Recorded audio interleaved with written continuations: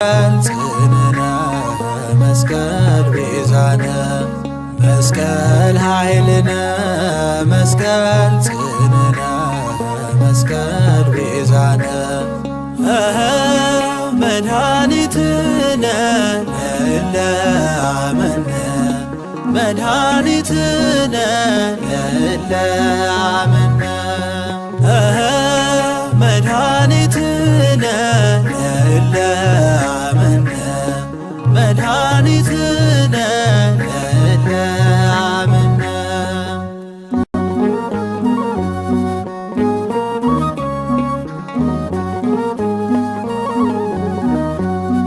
የአዳም ዘርን ወዶ ጌታ የዋለበት ዲያብሎስ ተዋርዶ እርቅ የተገኘበት ለክርስቲያን ወደብ አርማና ምልክት መስቀል አመልካች ነው የክርስቶስን ሕይወት። ጸጋ ነሣእነ ወሕይወተ ረከብነ በኃይለ መስቀሉ ለኢየሱስ ክርስቶስ በኃይለ መስቀሉ ጸጋ ነሣእነ ወሕይወተ ረከብነ በኃይለ መስቀሉ ለኢየሱስ ክርስቶስ በኃይለ መስቀሉ ኪያከ እግዚኦ ናኩት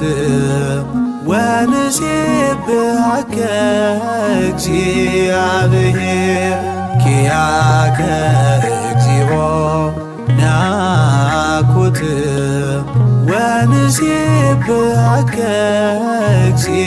እግዚአብሔር ጸጋን ተቀበልን ሕይወትንም አገኘን በመስቀሉ ኃይል በኢየሱስ ክርስቶስ በመስቀሉ ኃይል ጸጋን ተቀበልን ሕይወትንም አገኘን በመስቀሉ ኃይል በኢየሱስ ክርስቶስ በመስቀሉ ኃይል አቤቱ አንተን አቤቱ አንተን እናመሰግንሃለን እግዚአብሔር አቤቱ አንተን አቤቱ አንተን እናመሰግንሃለን ቅዱስ እግዚአብሔር እናመሰግንሃለን ቅዱስ እግዚአብሔር እናመሰግንሃለን ቅዱስ እግዚአብሔር የጸቡ ግድግዳ የፈረሰበት አጋንንት አፍረው የወደቁበት ዕፀ መስቀሉ ነው የሰው ልጅ ሕይወት ዕፀ መስቀሉ ነው የሰው ልጅ ሕይወት የጸቡ ግድግዳ የፈረሰበት አጋንንት አፍረው የወደቁበት ዕፀ መስቀሉ ነው የሰው ልጅ ሕይወት ዕፀ መስቀሉ ነው የሰው ልጅ ሕይወት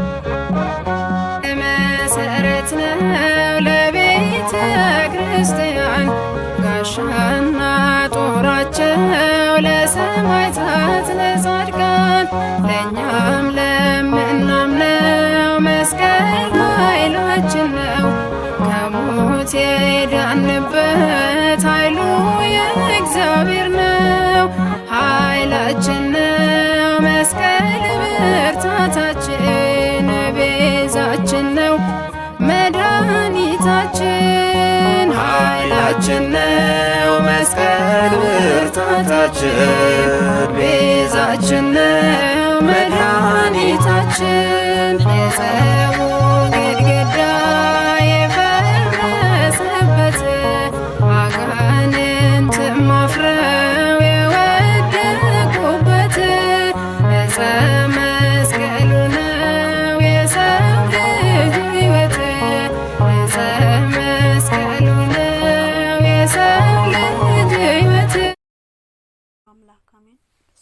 ወልድ ወመንፈስ ቅዱስ አሐዱ አምላክ አሜን። በስመ አብ ወልድ ወመንፈስ ቅዱስ አሐዱ አምላክ አሜን። ሰላም ለእናንተ ይሁን። ወደ ቻናሌ ቤተሰቦች እንደምን አላችሁ? እኔ ያለው እግዚአብሔር ይመስገን። እግዚአብሔር ሰላም ከሁላችን ጋር ይሁን።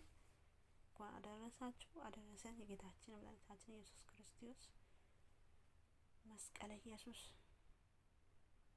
ወራዊ መታሰቢያ እንኳን አደረሳችሁ አደረሰን። በመስቀል መባረክ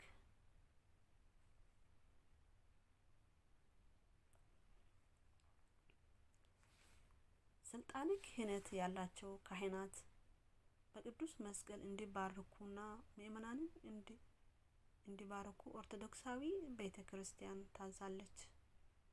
በቅዱስ መስቀል የመባረክ ምስጢር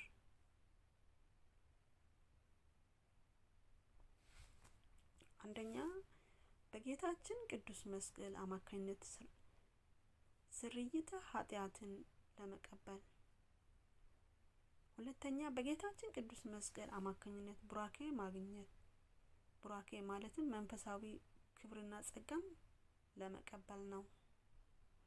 በመስቀል ምሳሌ በረከትና ምርቃትን መስጠት በዘመነ ኦሪት የተለመደ ነው።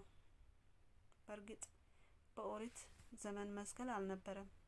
ስለዚህም አበው በመስቀል ምሳሌ እጃቸውን እየዘረጉ ልጆቻቸውን ይባርኩ እንደነበረ የመጽሐፍ ቅዱስ ይነግረናል። ለምሳሌ ከዚህ ቀጥሎ ያሉ እንመለከታለን። ያዕቆብ በሸመገለ ጊዜ የልጅ ልጆቹን ኤፍሬምና ምናሴን ሊባርካቸው ፈለገ። አባታቸው ዮሴፍ ሁለቱ ልጆች በያዕቆብ ቀኝና ግራ አቆሟቸው። ያዕቆብም እጆቹን አመሳቅሎ ባረካቸው፣ መረቃቸው። ኦሪት ዘፍጥረት 48 ከቁጥር 13። በዚሁ አይነት ካህናት ኦሪት እጆቻቸውን በማንሳት እና በማመሳቀል ህዝቡን ይባርኩ ነበር። የቡራኬውም ስርዓት ከእግዚአብሔር የተነገረ ነው። እግዚአብሔር ለሙሴ እንዲህ ብሎ ነግሮት ነበር። እግዚአብሔር ሙሴን እንዲህ ብሎ ተናገረ። ለአሮንና ለልጆች ንገራቸው፣ የእስራኤል ልጆች ስትባርኳቸው እንዲህ በሏቸው፣ እግዚአብሔር ይባርከን ይጠብቀንም፣ እግዚአብሔር ፊቱን ያብራልን ይራራልን፣ እግዚአብሔር ፊቱ ወደ አንተ ያንሳ ሰላምን ይስጥ፣ እንዲሁም ስሜ በእስራኤል ልጆች ላይ ያደርጋሉ፣ እኔም እባርካቸዋለሁ። ኦሪት ዘኍልቍ 6 ከቁጥር 22። የበረከት ባለቤትና የበረከት መገኛ የሆነው ጌታችን ኢየሱስ ክርስቶስም ወንጌል በሚያስተምርበት ጊዜ የተቀደሰውን እጆቹን እያነሳ ምእመናንን ይባርክ ነበር። ለምሳሌ ጌታችን በሰንበተ ወንጌል ባረክ ወደ እርሱ የመጡት እየሰበከ ወንጌልን ጊዜ ለመባረክ ወደ እርሱ የመጡትን ህፃናትን ተቀብሎ እንዳቀፋቸውና እጆቻቸውን አንስቶ እንደባረካቸው ቅዱስ ወንጌል ይመሰክራል። ከተነሳም በኋላ ወደ ሰማያት ከማረጉ በፊት ደቀ መዛሙርቱን ሰብስቦ እጁንም አንስቶ አመሳቅሎ ባረካቸው። እንደባረካቸውም ወደ ሰማያት ማረጉን ሉቃስ መስክሯል። ሉቃስ 24 ከቁጥር 50። ስለዚህም ጌታችንን በሰራው ስርዓት መሰረት የጌታችን ተከታዮች የሆኑት ሊቃነ ጳጳሳት፣ ኤጲስቆጶሳትና ካህናት፣ ቀሳውስትም በቅዱስ መስቀልና እጆቻቸውን በማመሳቀል ምእመናንን እና ምእመናትን እንዲባርኩ ኦርቶዶክስ ቤተክርስቲያን ታስተምራለች። ካህናት አባቶቻችን እግዚአብሔር ለሙሴና ለአሮን የእስራኤል ልጆች ስትባርኩ እንዲህ በሏቸው በተባለበት የቡራኬ ቃል መሰረት ይባርኩናል። ዘፍጥረት ምዕራፍ 6 ከቁጥር 22። የመስቀሉ በረከት አይለየን።